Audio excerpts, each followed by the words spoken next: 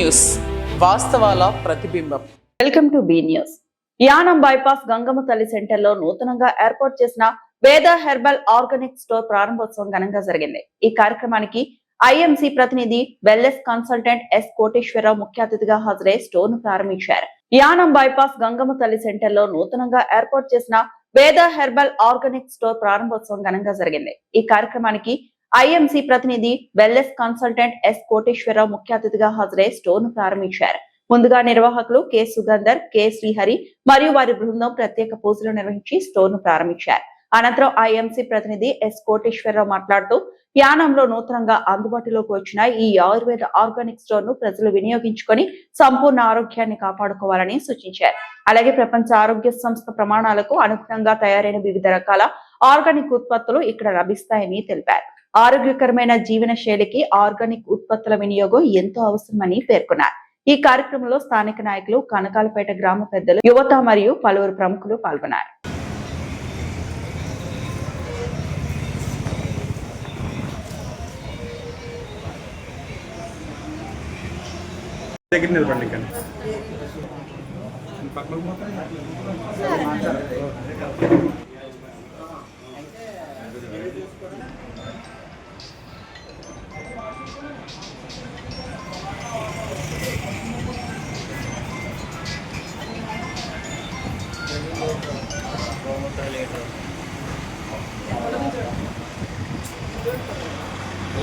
ఎవరి వీడియో ఆయన ఎవరి వీడియో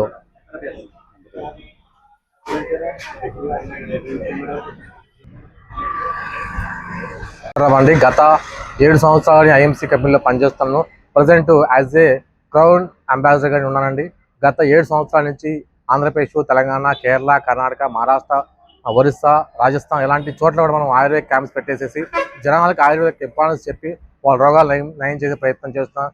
దానికి ఈరోజు నేను మంచి పొజిషన్లో ఉన్నాను. ఆల్మోస్ట్ ఒక 12,000 మందికి నేను సర్వీస్ చేసుకుంటున్నా. ఈరోజు యానంలో కూడా ఒక మంచి ఆయుర్వేద కేంద్రం ఓపెన్ చేయడం జరిగింది సుగేంద్ర గారు. సో సార్ కూడా thank you so much sir. So ఇలాంటి షాప్స్ ఇంకా ఓపెన్ చేయాలని చెప్పేసి శ్రీహరి గారికి కంగ్రాట్స్ అండి.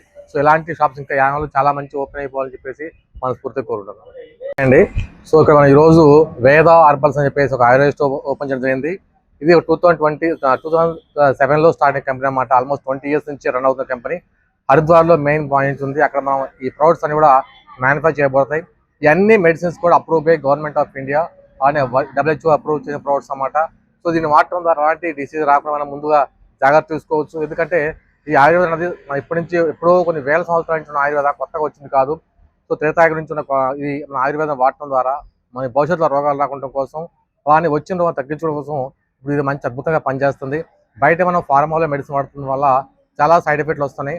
ఆ సైడ్ ఎఫెక్ట్లు రాకుండా ఉండాలంటే ఇలాంటి ఆయుర్వేద ప్రోడక్ట్లు వాడటం ద్వారా మనల్ని మనం కాపాడుకుంటూ మన ఫ్యామిలీని కూడా ఆరోగ్యంగా ఉంచవచ్చు. ఎందుకంటే ఈరోజు బయట హాస్పిటల్ పోతే వేలకు వేలు ఖర్చు పెడతాం మనం. సో దాంతో ఏమవుతుందంటే ఒక సగటు మనిషి సంపాదించడానికంటే కూడా ఎక్కువ ఖర్చు అంతా కూడా మెడిసిన్స్ కోసం అవుతుందన్నమాట. ఈరోజు ప్రతి ఇంట్లో BP, sugar, gas, ulcer, piles, cancer లాంటి రోగాలు వచ్చినాయి. అలాంటి రోగాల నుంచి మనం త్వరగా బయటపడాలి అంటే ఒక ఆయుర్వేదం మాత్రమే సాధ్యమవుతుంది. అలా ఎన్నో మండు రోగాలను మనం దీని ద్వారా మెడిసిన్ ఇవ్వడం జరిగింది. సో ఈరోజు యానం పట్టణంలో కూడా ఈ ఆయుర్వేద స్టోర్ ఓపెన్ చేయడం జరిగింది. దీన్ని మీరు బాగా మంచిగా వాడుకోవచ్చు. ఇక్కడ అన్ని మెడిసిన్స్ ఉన్నాయి కాబట్టి అలాంటి డాక్టర్ కన్సల్టేషన్ ఉంటుంది. మీరు ఆన్లైన్లో కన్సల్టేషన్ చేసుకోవచ్చు. ఎలాంటి రోగానికి మెడిసిన్ తీసుకొని మీరు రోగాలు నయం చేసుకోవచ్చు. ఇది అద్భుతమైన మెడిసిన్స్. ఎందుకంటే ఇక్కడ పూర్తి నేచురల్ మెడిసిన్ అన్నమాట. కంపెనీ ఓన్గా కల్టివేషన్ చేసి మ్యానుఫ్యాక్చరింగ్ చేసి తయారు చేయడం జరిగింది. బయట మెడిసిన్ లాగా కొంతమంది చెప్తుంటారన్నమాట ఆయుర్వేదం అంటే వేడని చెప్పేసి. అది అపోహ మాత్రమే. ఆయుర్వేదం అనేది ఎందుకో వేడంటే మనం ఎలాంటి R&D లేకుండా ఆ మెడిసిన్స్ వాడితే మనకి ఇబ్బంది అవుద్ది, అంటే సైడ్ ఎఫెక్ట్లు వస్తాయి, వేడి చేస్తుంటారన్నమాట. కానీ ఇక్కడ మనం తయారు చేయడం మెడిసిన్స్కి R&D అయిపోయింది, అంటే రీసెర్చ్ అండ్ డెవలప్మెంట్ అయిపోయిన మెడిసిన్స్ ఇస్తున్నాం కాబట్టి ఎలాంటి వేడి ఎట్లాంటి ప్రాబ్లమ్స్ ఏం రావు. సో డాక్టర్ పరీక్షలో మనం మెడిసిన్స్ ఇవ్వడం జరుగుతుంది కాబట్టి ఈ మెడిసిన్స్ అన్ని వాడి మీ పట్టణం అంతా కూడా హ్యాపీగా ఆరోగ్యంగా ఉండాలని చెప్పేసి మనస్ఫూర్తిగా కోరున్నా. Thank you so much. అండి ఫ్రమ్ హైదరాబాద్, అది తెలంగాణ, హైదరాబాద్. అంటే ఆయుర్వేద మెడిసిన్ అనేది రోగం రాకుండా కూడా వాడుకోవచ్చు. మనం ముందుగానే వాడుతున్నాం అన్నమాట. యానం శివారు సావిత్రినగర్ గ్రామంలో 1.30 కోట్ల వ్యయంతో పునర్నిర్మించిన శ్రీ రామాలయం విగ్రహ పునఃప్రతిష్ఠ మహోత్సవం బుధవారం అత్యంత వైభవంగా జరిగింది. వాడపరు వాస్తవ్యులు, తిరుమల తిరుపతి దేవస్థానం ధర్మ ప్రచార పరిషత్ ప్రతిష్ట సభ్యులు, ఆంధ్రప్రదేశ్ ప్రభుత్వం ఆగమ అడ్వైజర్ సుదర్శనం వెంకట ఇక్కడ జనార్దనాచార్యుల బ్రహ్మోత్సవంలో 3 రోజుల పాటు 20 మంది ఋత్వికులతో ప్రత్యేక పూజలు నిర్వహించి విగ్రహ ప్రతిష్టను శాస్త్రోక్తంగా పూర్తి చేశారు. 3 రోజుల పాటు గ్రామానికి చెందిన 12 మంది దంపతులు పీటలమై కూర్చొని కంకణపత్తులుగా పూజల్లో పాల్గొని ప్రతిష్ట కార్యక్రమాలను భక్తి శ్రద్ధలతో నిర్వహించారు. యానం శివారు సావిత్రినగర్ గ్రామంలో 1.30 కోట్ల వ్యయంతో పునర్నిర్మించిన శ్రీ రామాలయం విగ్రహ పునఃప్రతిష్ఠ మహోత్సవం బుధవారం అత్యంత వైభవంగా జరిగింది. వాడపరు వాస్తవ్యులు, తిరుమల తిరుపతి దేవస్థానం ధర్మ ప్రచార పరిషత్ ప్రతిష్ట సభ్యులు, ఆంధ్రప్రదేశ్ ప్రభుత్వం ఆగమ అడ్వైజర్ సుదర్శనం వెంకట జనార్దనాచార్యుల బ్రహ్మోత్సవంలో 3 రోజుల పాటు 20 మంది ఋత్వికులతో ప్రత్యేక పూజలు నిర్వహించి విగ్రహ ప్రతిష్టను శాస్త్రోక్తంగా పూర్తి చేశారు. 3 రోజుల పాటు గ్రామానికి చెందిన 12 మంది దంపతులు పీటలమై కూర్చొని కంకణపత్తులుగా పూజల్లో పాల్గొని ప్రతిష్ట కార్యక్రమాలను భక్తి శ్రద్ధలతో నిర్వహించారు. చివరి రోజు మహాపూర్ణాహుతి, శాంతి కళ్యాణం, దివ్య ఆశీస్సుల పూజలు నిర్వహించి మహోత్సవాలను ఘనంగా ముగించారు.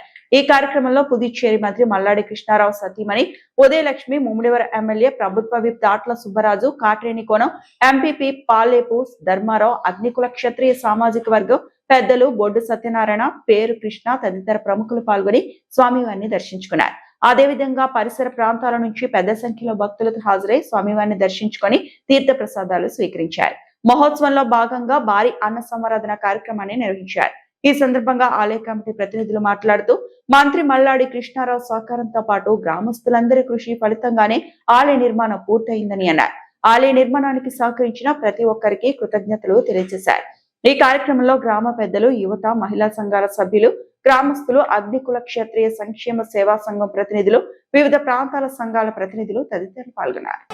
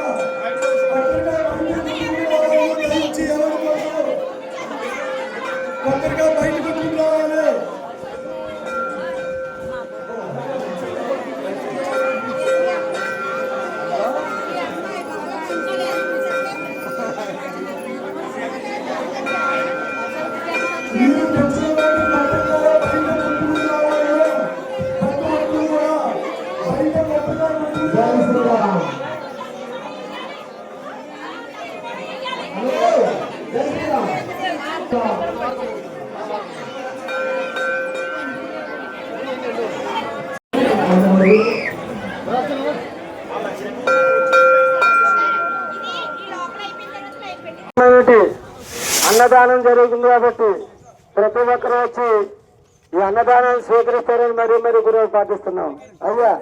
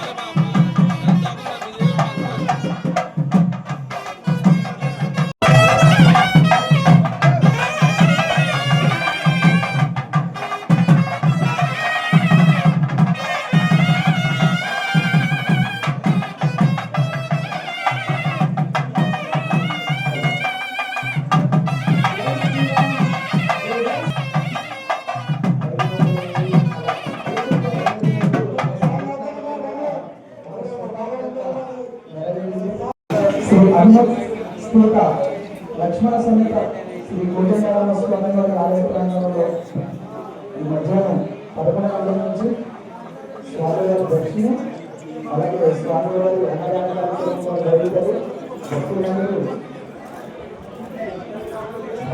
అందరికీ నమస్కారం. నేను ఈరోజు ఏదైతే పాండిచేరిలో ఉన్న యానాం నియోజకవర్గానికి సంబంధించి సావిత్రి నగర్లో నూతనంగా రామాలయం ఏర్పాటు చేసుకుని ఇవాళ విగ్రహ ప్రతిష్ఠ చేసుకున్నందుకు చాలా శుభసూచకం.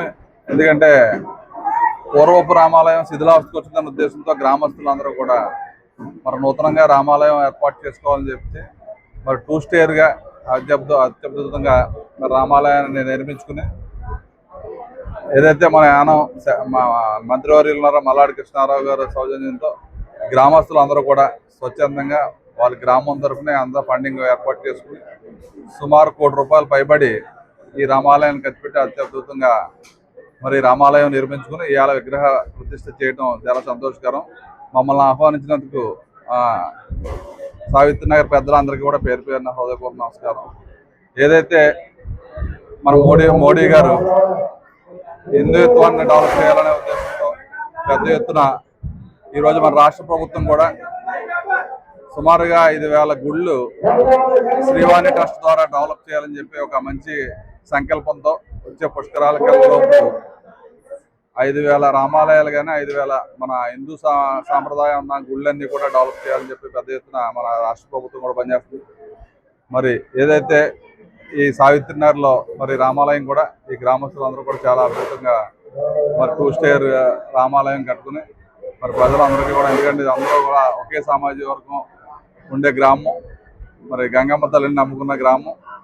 మరి వారి కష్టంతో ఇంత అద్భుతంగా ప్రభుత్వం నుంచి కానీ బయట వ్యక్తుల నుంచి కానీ కూడా ఎటువంటి సహకారం లేకుండా కేవలం గ్రామస్తులు మరి మన మంత్రివర్యులు మల్లాడి కృష్ణారావు గారి సౌజన్యంతో చాలా బ్రహ్మాండంగా ఏర్పాటు చేశారు.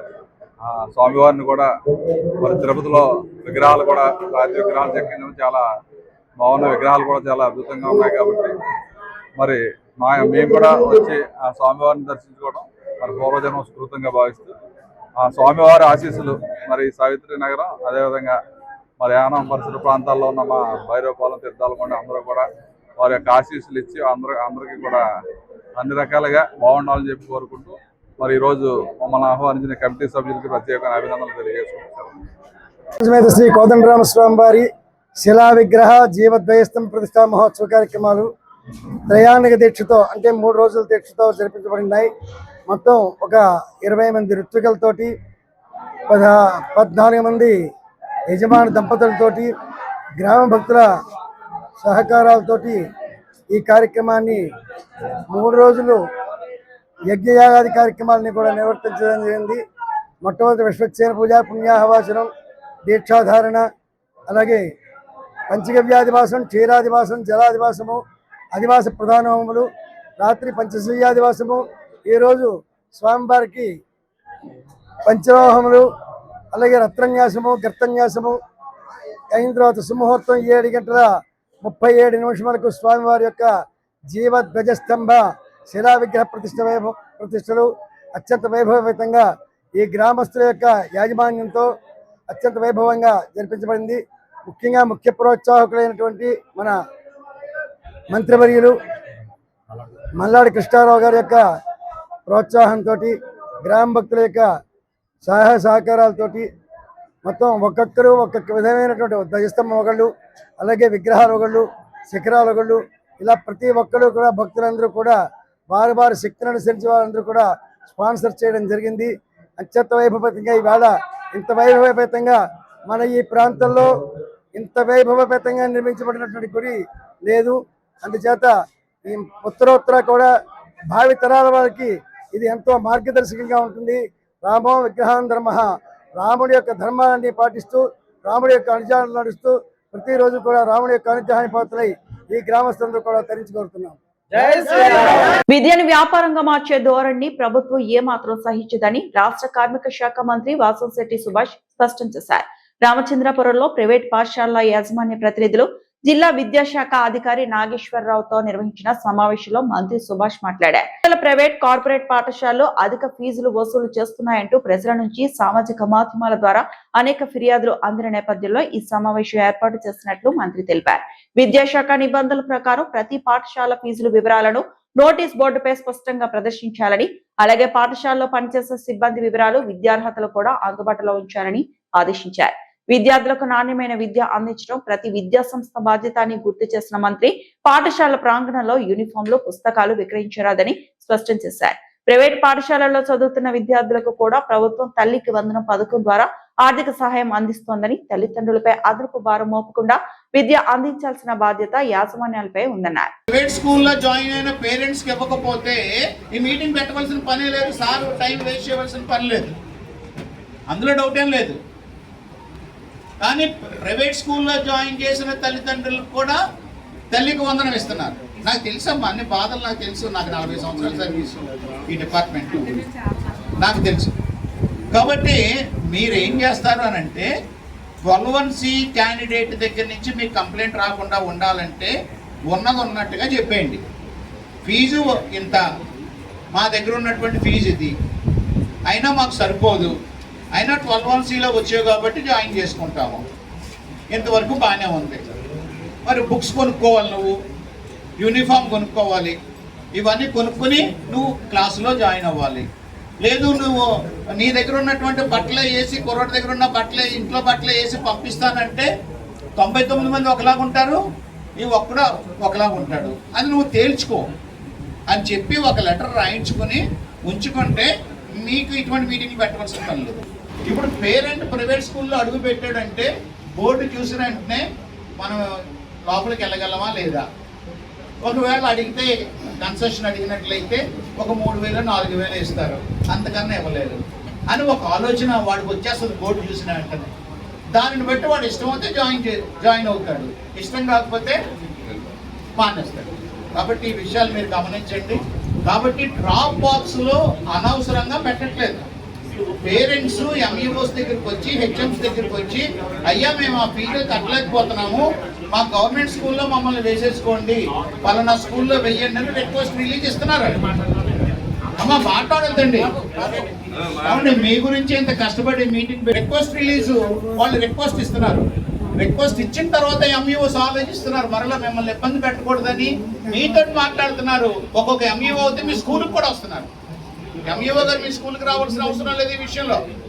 కానీ వచ్చి అయ్యా పేరెంట్ అన్ని కట్టేశాను అంటున్నాడు, నిజంగా మీరు కట్టాడా అని అడుగుతున్నారు ఎంఈఓస్. అడిగిన తర్వాత మీరు చెప్తే పేరెంట్ ఏమంటాడంటే నేను కట్టేశానని అంటాడు. ఎందుకు అక్కడ విషయం ఏంటంటే మీరు ఇచ్చిన దాంట్లో ఏముంటుంది, ఎక్స్ట్రా ట్యూషన్ ఫీజు కాకుండా ఆ బుక్స్ ఫీజు అనో బస్ ఫీజు అనో ఎక్స్ట్రా ఫీజెస్ ఏముంటాయి. ఆడు ఒప్పుకున్నాడు ముందు, కానీ ఇప్పుడు ఏమంటాడు, ఒప్పుకోడు ఇప్పుడు. కాబట్టి కోర్టు ఆర్డర్ ఏమిచ్చింది, ట్యూషన్ ఫీజులో 50% కట్టాలి. అదొకటే మీరు చూసుకోండి. ఈ ఇయర్ నుంచి మీరు నష్టపోకండి. ఈ ఇయర్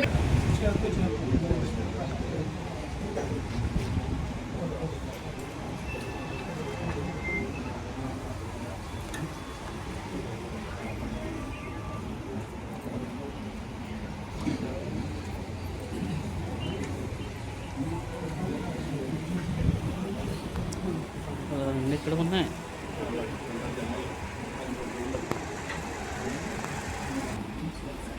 ముఖ్యంగా సార్ లాంటి వాళ్ళ దగ్గరికి వచ్చి సార్ ఫీజు మేడం చెప్పినట్టుగా తగ్గించింది చెప్పరు, నెక్స్ట్ ఇయర్ ఇది పెరుగుతుంది కాబట్టి అది చెప్తూ ఉంటారు. ఇదొకటి. చాలా స్కూల్స్లో బుక్స్ అమ్ముతున్నారు. ఇది మనకు రూల్కి వ్యతిరేకం.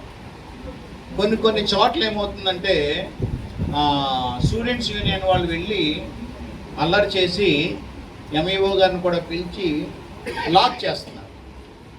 అటువంటి అంటే విద్యా సంస్థలో ఎటువంటి వ్యాపారకు సంబంధించినటువంటి కార్యకలాపాలు జరగకూడదు, అంటే బుక్స్ మనము అమ్మకూడదు. కాబట్టి ఈ విషయాన్ని మీరు గమనించండి.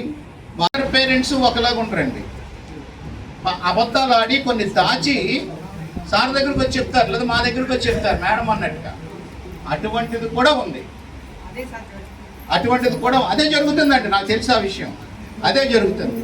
ఏమంటే ఏమీ కట్టలేని వాడు గవర్నమెంట్ స్కూల్లో జాయిన్ చేసుకోవచ్చు కదా. బుక్స్ కొనలేడు, మేము బుక్స్ ఫ్రీగా ఇస్తున్నాము. ఏమా బ్యాగ్ కొనుక్కోలేడు, బ్యాగ్ ఫ్రీగా ఇస్తున్నాము. షూ కొనుక్కోలేడు, సాక్సులు కొనుక్కోలేడు, మేము ఫ్రీగా ఇస్తున్నాము. మధ్యాహ్నం భోజనం తల్లిదండ్రులు కూలి పనికి వెళ్ళిపోతారు, సరైనటువంటి ప్రోటీన్ ఫుడ్ అందదు, అది మేము ఇస్తున్నాము. ఇక్కడ జాయిన్ చేసుకోవచ్చు కదా. జాయిన్ చేయడు. ఎందుకు జాయిన్ చేయడంటే ఆ కుర్రోడు యొక్క మరి పెదనాన్న కొడుకో చిన్నాన్న కొడుకో ఎవరో అత్త కొడుకో ఉంటాడు ఆ స్కూల్లో, పలానా స్కూల్లో. ఈవిడ ఏం చెప్తుందంటే, కుర్రోడు తల్లి ఏం చెప్తుందంటే, అదిగో మీ అన్నయ్య కొడుకు నాకు ఆ స్కూల్లో జాయిన్ చేశారు, రావు గారి స్కూల్లో, మనోని కూడా అక్కడే జాయిన్ చేయాలి. ప్రెస్టేజ్ మాట.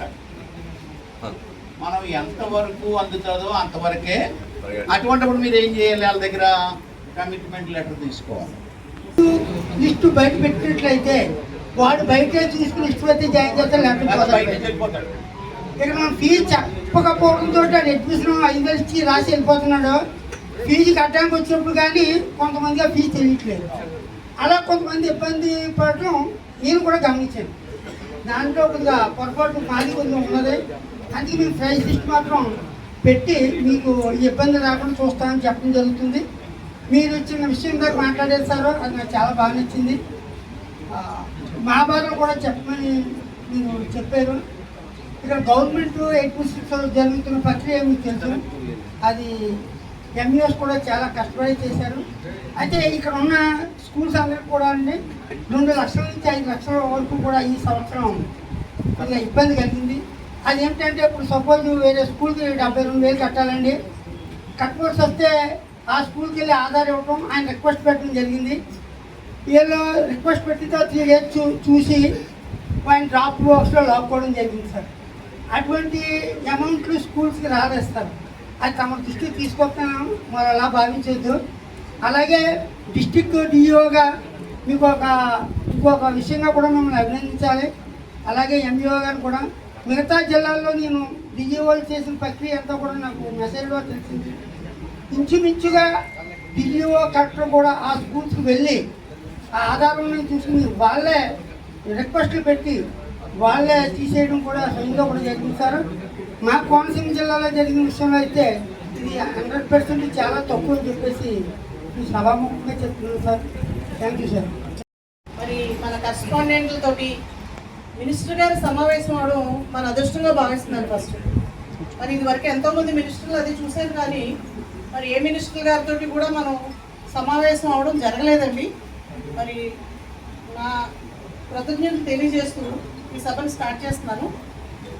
ఎస్పెషల్లీ స్కూల్స్ అండి ఈ రోజుల్లో ఒకప్పుడైతే బాగుండేవండి, డొనేషన్స్ బిల్డింగ్ ఫండ్స్ అన్నీ చాలా ఉండేవి, కానీ ఇప్పుడైతే ఏమీ లేవండి. ఇప్పుడు ఇంకేంటంటే ఈ వృత్తిని నమ్ముకున్నాం కాబట్టి ఇంకా ఏ వృత్తిలోకి వెళ్ళలేం కాబట్టి ఉన్న ఫీజులతో మేము మెయింటైన్ చేస్తున్నాం. దాంట్లో కట్టలేని పేరెంట్స్ ఎక్కువ మంది ఉన్నారండి. మాకు అవుట్ స్టాండింగ్ చూస్తుంటే మాకు ఇప్పుడు సపోజ్ ఒక 10,000 రావాలంటే దాంట్లో 5,000 వస్తుంది, మిగిలిన 5,000 నెక్స్ట్ ఇయర్ అండి. అలాగేంటంటే పేరెంట్స్ కట్టలేని వాళ్ళందరూ కూడా మన దగ్గర ఉండిపోతున్నారు, డబ్బులు కట్టే వాళ్ళందరూ ఇంకా పెద్ద పెద్ద స్కూల్స్కి వెళ్ళిపోతున్నారండి. ఎప్పుడు కూడా ప్రతి సంవత్సరం కూడా మనం ఫీజ్ స్ట్రక్చర్ నోటీస్ బోర్డులో పెడుతున్నాము. పేరెంట్కి దానికి అంగీకరించే మన స్కూల్కి అడ్మిషన్కి వస్తున్నారు. ప్రతి సంవత్సరం ఏంటంటే ఒక నెలకి ఒక 200 చొప్పున, లేదంటే ఒక 100 రూపాయల చొప్పున 1,200 తప్పితే 1,500 ఎన్హాన్స్మెంట్ ఉంటుంది ప్రతి సంవత్సరం. ఇందాక జీవి రావు గారు చెప్పినట్టుగా ఎక్స్ట్రా కరిక్యులర్ యాక్టివిటీస్ అంటే ఏంటంటే కరాటే అని, స్కేటింగ్ అని, డ్యాన్స్ అని, మ్యూజిక్ అని ఇటువంటి యాక్టివిటీస్ పెడుతున్నాం కాబట్టి దానికేమన్నా కట్టుకుంటే ఒక 1,000 రూపాయలు కట్టించుకుంటాం తప్ప. కానీ సభాముఖంగా తెలియజేసేది ఏంటంటే ఎక్కువ ఫీజులు అయితే కలెక్ట్ చేసుకోవట్లేదండి, ఇంకా బ్యాలెన్స్లో చాలా ఎక్కువ మంది ఉండిపోతున్నారు. ఇంకోటి ఏంటంటే మా సైడ్ నుంచి పెద్ద సమస్య ఏంటంటే అండి మంచి క్వాలిఫైడ్ టీచర్స్ దొరకట్లేదండి. ఇప్పుడు ఈ రోజుల్లో కరోనా వెళ్ళిన తర్వాత అసలు టీచర్స్ మంచి క్వాలిఫైడ్ టీచర్స్ అనేది దొరకడం చాలా కష్టమైపోతుందండి. ఏం చేద్దంటే ఈ టీచింగ్ ఫీల్డ్లో ఈ కరోనా వచ్చిన తర్వాత టీచింగ్ ఫీల్డ్ వదిలేసి బడ్డీ కొట్లు పెట్టుకున్న వాళ్ళు కూడా ఉన్నారండి, కూరగాయలు అమ్ముకునే వాళ్ళు కూడా ఉన్నారండి టీచింగ్ ప్రొఫెషన్ వదిలేసి. ఏంటంటే అంత దీనమైన పొజిషన్లోకి వెళ్ళిపోయాం కరోనా వచ్చిన తర్వాత. కాబట్టి ఏంటంటే ఉన్న టీచర్స్కి ట్రైనింగ్ ఇచ్చుకుంటూ అలా జాగ్రత్తగా మెయింటైన్ చేస్తున్నామండి. మరి మినిస్టర్ గారికి ఏ విధమైన అవమానం కానీ ఏ విధమైన ఇబ్బంది కలగకుండా మా కరెస్పాండెంట్లు అందరి తరపుని కూడా డిఓ గారికి, డిఓఓ గారికి, ఎంఈఓకి అందరికీ కూడా కరెస్పాండెంట్లు అందరి తరపునే నేను వాగ్దానం చేస్తున్నానండి. మా తరపున మీకు ఏ విధమైన చిన్న ఇబ్బంది కూడా కలగకుండా మాత్రం మేము మీకు హామీ ఇస్తున్నాము. మేమందరం కరెస్పాండెంట్లు అందరూ కూడా ఒక మీటింగ్ పెట్టుకుంటామండి. సో మీ జీవోలు ఎలాగైతే ఉన్నా అలా తప్పకుండా ఫాలో అవుతామండి. నిజం చెప్పాలంటే డిఓ ఆఫీస్ వాళ్ళు, ఎంఈఓ ఆఫీస్ వాళ్ళు మనకి ఫ్లెక్సిబిలిటీ ఇస్తాం బట్టే ఇవాళ రోజు మనం స్కూల్ రన్ చేయగలుగుతున్నాం. మొన్న 5 సంవత్సరాల కన్నా ఈ 2 సంవత్సరాలు బాగుంది. సో అనేక విద్యా వ్యవస్థలో అనేక సంస్కరణలు తీసుకుని వచ్చారు. ఇంకా బలంగా గవర్నమెంట్ స్కూల్స్ విషయంలో ముందుకు వెళ్తాం అందరూ కదా. అట్ ద సేమ్ టైం ఏంటంటే ప్రతి పేరెంట్కి ఒక కోరిక ఉంటుంది. నేను ప్రైవేట్ సంస్థలు ఫర్ ఎగ్జాంపుల్ నేను చదివించిన దాంట్లో మొన్న చాలామంది 100 మంది పైగానే అందరూ ప్రైవేట్ స్కూల్స్లో జాయిన్ చేయవలసి వచ్చింది. నన్ను ఒక అతను విలేకరు ఎవరో విమర్శించారు, అది అంటే మీ గవర్నమెంట్ స్కూల్స్ మీద మీకు నమ్మకం లేదా, ప్రైవేట్ స్కూల్స్లో ఎందుకు జాయిన్ చేయడం అని చెప్పినప్పుడు ఒకటే చెప్పు, తల్లిదండ్రులు లేని పిల్లల్ని వాళ్ళ తల్లిదండ్రులు ఎక్కడ చదివించాలని కోరుకున్నారో ఎక్కడ చదివించేవారో అక్కడే చదివించడం మన బాధ్యత. అంటే ఎక్కడున్నా చనిపోయి వాళ్ళ తల్లిదండ్రులు హ్యాపీగా ఉంటారో, వాళ్ళ తల్లిదండ్రులకు నెరవేరుతుందని చెప్పి అక్కడ జాయిన్ చేసిన తప్ప డబ్బులు ఎక్కువ మాత్రం కాదు, గొప్ప వస్తుందని కూడా కాదు. మరి అలాగే ఒక అమ్మాయి ఇందాక జీవి రావు గారు చెప్పినట్టు అమ్మాయి చదవలేని వదిలేసి తండ్రి చనిపోయాడు, తల్లి హౌస్ వైఫ్, ఆ అమ్మాయికి పని చేద్దామన్నా పొలాల్లోకి వెళ్ళలేదు. అలా అని గొప్ప ఏదో గొప్పగా బతికింది, ఇంకో ఇంట్లో పనికి వెళ్ళాక ఏం చేయాలో తెలియని పరిస్థితి. ఆ అమ్మాయి 4 days వెయిట్ చేసింది నా కోసం. అంకుల్ ఏంటమ్మా అంటే నేను చదువుతానండి అన్న. చదువుతానంటే చదువుకోమ్మా అని చెప్తే ఆ అమ్మాయి మధ్యలో కూడా వచ్చి కనపడింది. ఎంత ఆత్మాభిమానం అంటే కొద్దిగా గొప్ప కొన్ని డబ్బులు అవుతాయి కాబట్టి ఆ అమ్మాయి అక్కడెక్కడ తీసుకుని చదువుకుంది. ఈరోజు 470కి 467 మార్కులు రావడమే కాకుండా ఆ అమ్మాయి ఇంచుమించు స్టేట్ ర్యాంక్లో ఉంది. ఆ అమ్మాయి నెక్స్ట్ ఇయర్ కూడా పాపం చదువుకోలేని పరిస్థితి. అంటే మనం ఏ పరిస్థితుల్లోని ఇక్కడ రామచంద్రపురం నియోజకవర్గ ప్రజలు ఆశీర్వదించారు. ఆ దేవుడు సహకారంతో చంద్రబాబు నాయుడు గారు, లోకేష్ గారి ఆశీస్సులతో, వాళ్ళు కష్టపడి పవన్ కళ్యాణ్ గారి ఆశీస్సులతో, వాళ్ళ కష్టంలో వాళ్ళు ఎంత కష్టపడుతున్నారో రాష్ట్రం గురించి చూసాం కాబట్టి ప్రతి దాంట్లో కమిట్మెంట్తో పనిచేయాలని చేస్తా ఉన్నాం. ఏ పేదవాడు చదువు డబ్బు లేక ఆగిపోకూడదు, ఈ రోజు వరకు దాని మీద కృషి చేస్తూ ఉన్నాం. అయితే ఇక్కడ ఫీజులు ఒక ఎత్తు అయితే ఈ యూనిఫామ్స్ కానీ, ఈ ట్రాన్స్పోర్ట్ కానీ, లేకపోతే బుక్స్ కానీ వీటిల్లో ఛార్జెస్ ఎక్కువ అవుతున్నాయి అనే దాని మీద కూడా బలమైన కామెంట్ ఉంది. దాని మీద మనం ఏం చేయాలనేది ఒకసారి డిఈఓ గారు చెప్తే శ్రీ శ్రీ జగద్గురు ఆది శంకరాచార్యులు క్షేత్రంగా వెలుగొందుతూ భక్తుల సేవలు అందుకుంటున్న సర్వమంగళ మాంగళ్య దేవి ఆలయంలో బుధవారం పంచముఖ ఆంజనేయ నందీశ్వర శిఖర పునఃప్రతిష్ఠ కార్యక్రమం అత్యంత వైభవంగా జరిగింది. శ్రీ శ్రీ జగద్గురు ఆది శంకరాచార్యులు క్షేత్రంగా వెలుగొందుతూ భక్తుల సేవలు అందుకుంటున్న సర్వమంగళ మాంగళ్య దేవి ఆలయంలో బుధవారం పంచముఖ ఆంజనేయ నందీశ్వర శిఖర పునఃప్రతిష్ఠ కార్యక్రమం అత్యంత వైభవంగా జరిగింది. స్థానిక రామచంద్రరావుపేట చిన్నవంతె వద్ద గల శంకరమఠంలో అధిక సంఖ్యలో భక్తులు పాల్గొని సర్వమంగళ మాంగళ్యాదేవి ఆలయంలో నూతనంగా ప్రతిష్ఠించిన పంచముఖ ఆంజనేయ స్వామి ఆశీస్సులు పొందారు. త్రిలింగ క్షేత్రంగా పేరు పొందిన శంకర భగవద్పాదుల ఎదురుగా శ్రీ ఉమా చంద్రమౌళీశ్వర స్వామి, శ్రీ సర్వమంగళ మాంగళ్య అమ్మవారి ఎదురుగా యోగా లింగేశ్వర స్వామి, కాలువ ద్వారా ప్రవహించే గోదావరి జలాల నడుమ శ్రీ అమరలింగేశ్వర స్వామి ఎల్లప్పుడూ భక్తులచే అభిషేకాలు జరుగుతాయి. వివాహం కాని ఆడపిల్లలకు సర్వమంగళ అమ్మవారికి మొక్కుకుంటే వివాహం తొందరగా అవుతుందని భక్తుల యొక్క నమ్మకం. వివాహం అయిన వెంటనే మంగళసూత్రాలు చేయించి మొక్కు తీసుకోవడం ఇక్కడ ఆనవాయితీగా వస్తోంది. ఈ ఆలయంలో గల స్వయంభూ సునైన పోలేరంబ అమ్మవారిని దర్శించుకుంటే తమ కోరికలు తీరుతాయని భక్తుల నమ్మకం. చంద్రమౌళీశ్వర స్వామి ఆలయంలో సాధ్యమైనంత త్వరలో రుద్రాక్ష మండలం ఏర్పాటు చేయాలని కమిటీ భావిస్తుందని, ఇందు నిమిత్తం దాతల సహకారంతో 20 కేజీలు వెండిని సేకరించాల్సి ఉందని నిర్వాహకులు వేమూరి శ్రీరామ్ తెలిపారు. తొలుత పూర్ణాహుతి కార్యక్రమాన్ని అంగరంగ వైభవంగా నిర్వహించారు.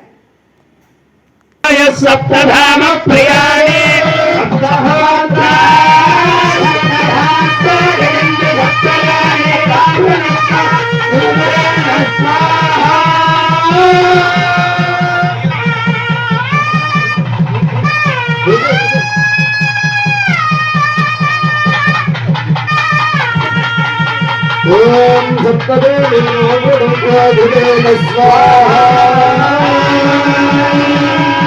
పూర్ణాహరే సర్వం వై పూర్ణాహుతే అథాయం వై పూర్ణాహుతే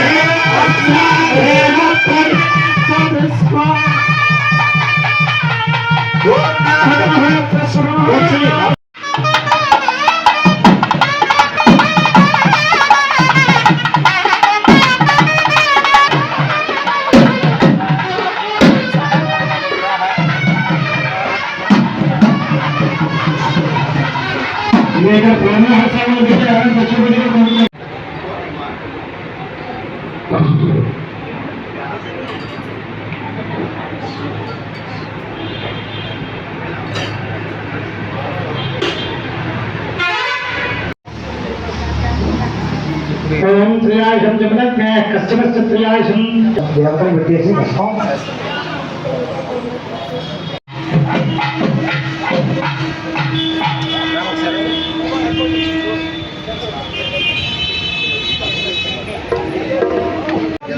పైకి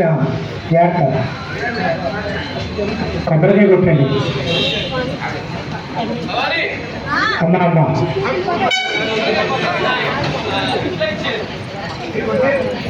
ఇక్కడ కింద ఎత్తు ఎక్కువగా ఉంది కనుక అందరికీ దుబ్బుతాయి. చదువుకుంటే చేతికి ఇచ్చేయండి. లేకపోతే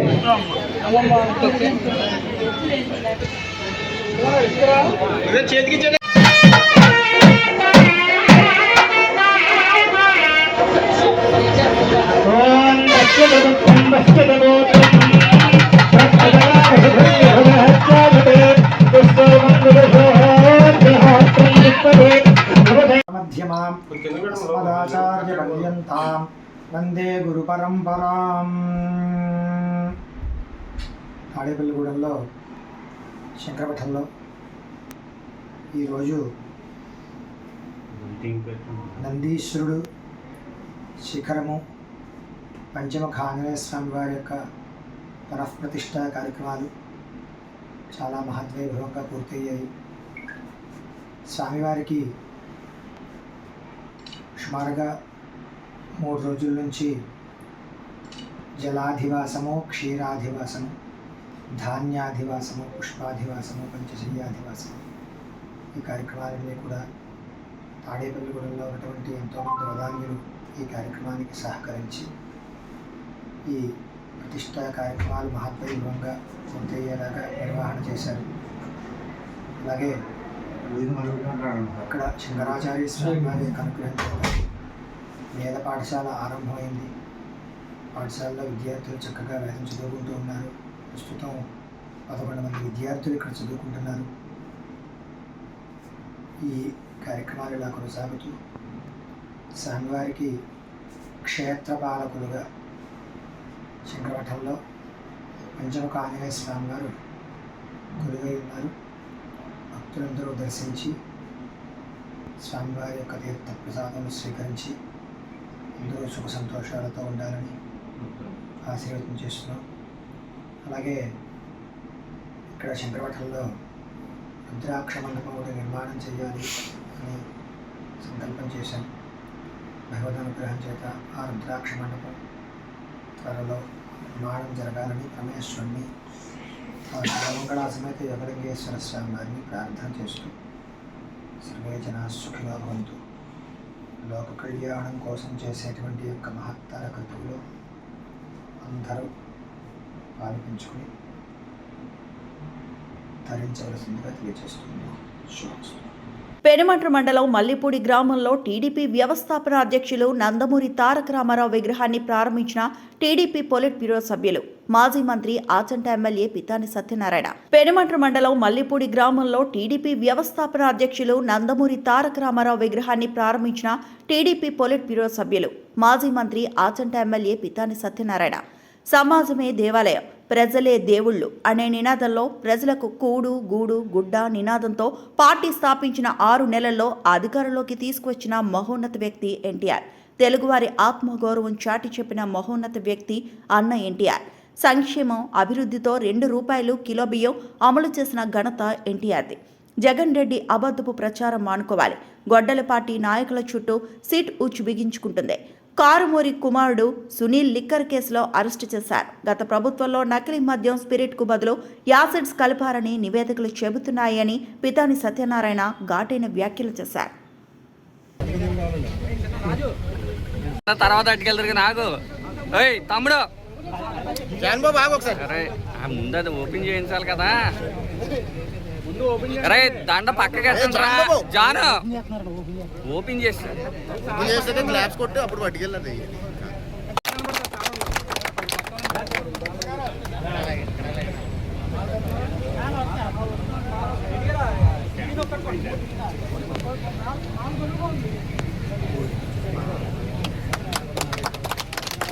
జవహర్ ఎన్టీఆర్ అని అంటారా? జోహార్ ఎన్టీఆర్ గారు, జోహార్ ఎన్టీఆర్, జోహార్ ఎన్టీఆర్.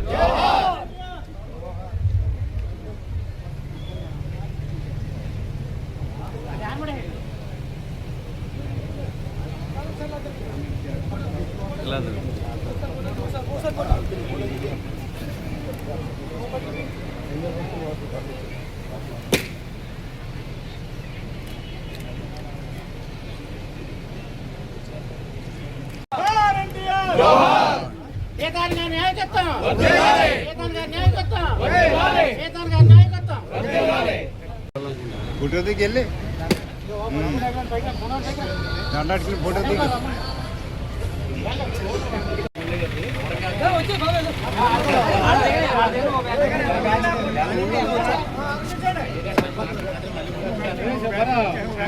మీరు రీపే ఉన్న జనం ఎక్కించు. అది కరెక్ట్. తీసుకురావడం జరిగింది. ఒకేసారి అన్ని లభ్యమవ్వాలని ఉద్దేశంతో అలాగే గ్రామ పరిపాలన ఎలా చేయాలని నందమూరి తారక రామారావు ప్రజలు అర్థం చేసుకోలేదు. ఈరోజు ప్రెసిడెంట్ల వారు ఇలాంటి వాళ్ళు ఆకారి కారుమూరి నాగేశ్వరరావు కొడుకు కూడా ఈరోజు ట్రాన్స్పోర్ట్ యొక్క కార్యక్రమాలు ఇవాళ అవినీతి కార్యక్రమాలు ఇవాళ నెల చుట్టుకున్నాయి. ఇవన్నీ కూడా ఒక పక్క అనారోగ్యాన్ని పాలు చేశారు జయప్రదం వల్ల, ఒక పక్క ఈ రాష్ట్రంలో ఆర్థిక పరిస్థితి అస్తవ్యస్తం చేసి సారా సిండికేట్లు నడిపి షీప్ లెక్కర్ తోటి 30,000 మంది ప్రజల యొక్క ఆరోగ్యంతో పాటు దండాలకు కూడా దోవ చేసిన ఎప్పుడైనా లెక్కర్లో ఏముంటుంది? ఆల్కహాల్ ఉంటుంది. ఆల్కహాల్ ఉందా? యాసిడ్లు పోసారు, ప్రత్యామ్నాయ యాసిడ్లు పోసారు. ఇది దుర్మార్గమైన మరి కార్యక్రమానికి మీరు ఒత్తాస పలికారనే మాట వైఎస్ఆర్ పార్టీలో ఈరోజు ప్రశ్నిస్తా ఉన్నాయి. అది ఇవాళ మేము మనలో చెప్పింది కాదు. ఇవన్నీ టెస్టింగ్ చేసిన తర్వాత మీరు చేసిన అఘాయిత్యాలు ప్రజల ప్రాణాల మానాలతో లెక్క లేకుండా డబ్బే ప్రధానం అనుకుని చేసిన ఈ కార్యక్రమాలు జగన్మోహన్ రెడ్డి ఈరోజు నడుపుకుంటా ఉన్నారు. మేమేదో జైలుకి పంపిస్తామనుకున్నారు తెలుగుదేశం పార్టీ కానీ కూటమి ప్రభుత్వంలో జనసేన కానీ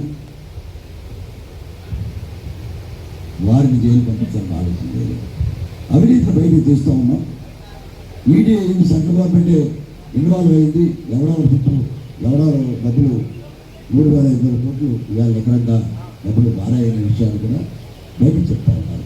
ఒక పక్క లిక్కర్లో ఆల్కహాలిక్ బదులు యాసిడ్ పోసారని మాట్లాడుతూ ఉన్నారు. ఇవన్నీ కూడా చూసినట్టయితే ఆ రోజు మేము ప్రతిపక్ష పార్టీగా తెలుగుదేశం పార్టీ కానీ జనసేన పార్టీ కానీ చేసిన ఒక పబ్లిక్ డిబేట్ని ఈరోజు కన్ఫర్మ్ చేస్తూ ఉన్నాయి. అటువంటి చేయని జగన్మోహన్ రెడ్డి గారు మీ పార్టీ నడపడు కానీ నిజాలు మాట్లాడండి. ప్రభుత్వ పక్షాల వాయిస్ ఇప్పుడు ప్రతిపక్ష పార్టీ ధైర్యంగా మాట్లాడండి. మా గురించి మేము ఎక్కడైనా అమలు చేస్తే అధర్మ పరిపాలన చేస్తే ప్రశ్నించండి ఇప్పుడు కూడా. అంతేగాని లేని మీరేదో సూపర్ 6 అమలు జరపలేదని చెప్పి మెగా డిఎస్సీ జరిగింది 2 సంవత్సరాల గంటప్పుడు దాంట్లో అవినీతి జరిగిందని ఏంటి మీరు మాట్లాడే భాష? ఎన్నాళ్ళు కళ్ళు తెలిసిందా మీకు? వాస్తవాలు పెట్టండి. అంటే ఆ లోకేష్ గారికి 16,000 ఉద్యోగాలు 17,000 ఉద్యోగాలు ఇస్తే దాన్ని కూడా వచ్చుకోలేకపోతా ఉన్నారు మీరు. సుమారు 6,000 ఉద్యోగాలు కానిస్టేబుల్ వేశారు. ఇవాళ పరిశ్రమలు అవి కొడతా ఉన్నాయి ఈ రాష్ట్రంలో. ఈ కాలంలో ఒక పరిశ్రమ ఈరోజు ఈ రాష్ట్రానికి వచ్చిందని చెప్పండి. ఇవాళ 2-3 లక్షల కోట్ల రూపాయల యొక్క పరిశ్రమలు ఈ రాష్ట్రానికి వచ్చిన దాఖలా కాగితాల మీద కాదు, శంకుస్థాపనలో జరుగుతూ ఉన్నాయి. ఇది వాస్తవం కాదా?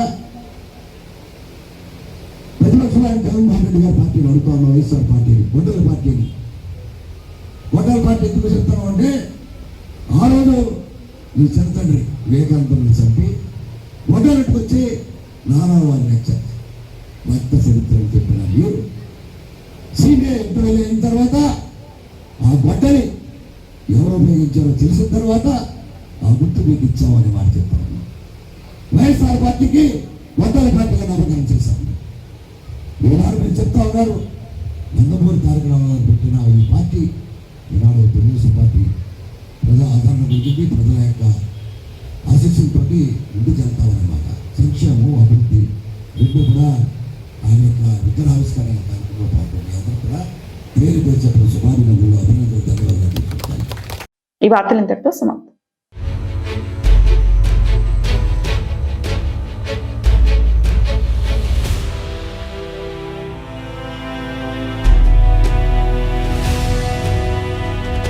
బీ న్యూస్, వాస్తవాల ప్రతిబింబం.